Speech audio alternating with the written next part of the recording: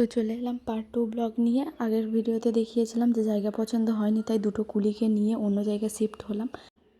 আমি ওখান থেকে যেতে চাইছিলাম না, তাই ভোট হলো, কিন্তু আমি হেরে গেলাম প্রাক্তন মুখ্যমন্ত্রীর মতো। তারপরে ওইসব বাদ দিয়ে কেকটা ওপেনিং করলাম, যাতে মনে হলো ওটা আমার বার্থডে। ও আবার কেউ লেগে SUBA। আচ্ছা, ওর এক্সপ্রেশন দেখে বলেই দিলাম যে বার্থডেটা আমার নয়, তোরই, অত কষ্ট পেতে হবে না। তাই ও একটু নিজে থেকে স্বস্তি মনে করলো। তারপরে আমি রেডি করে দিচ্ছিলাম। তারপরে আমি ভাবছিলাম কেকটাও কখন খাবে, কারণ কেকটা দেখে আমি লোভ সামলাতে পারছিলাম না, তাই ওকে তাড়াতাড়ি কাটার জন্য ছুরিটা এগিয়ে দিলাম। হ্যাপি বার্থডে টু ইউ, দেবে তো? হ্যাপি বার্থডে ডিয়ার শুভ।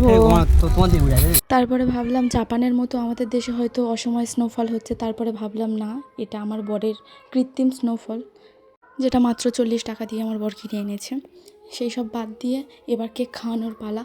আমার তো এবার খুব আনন্দ হচ্ছে, এবার আমি কেক খেতে পারবো। সবাইকে এক এক করে দিয়ে দিল, আমার বড়ও বাদ গেল না, খেয়ে নিল।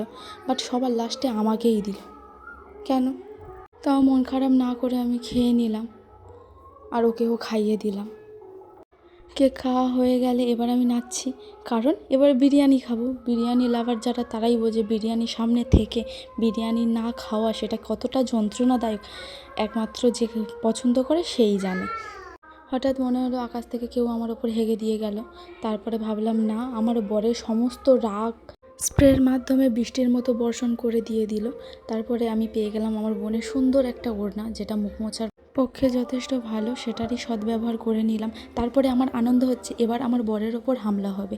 দাঁড়াও, কিন্তু এটা কি হলো? বিরিয়ানি খাওয়া বলে এতটা অপমান সহ্য করবো, এটা আমি ভাবতেও পারিনি। আর সেই অপমান কেউ করছে না, শুধু আমার বরই করছে, আমার শখের ভাতার। আজ এই পর্যন্ত, দেখা হচ্ছে শেষ পার্টে। বাই।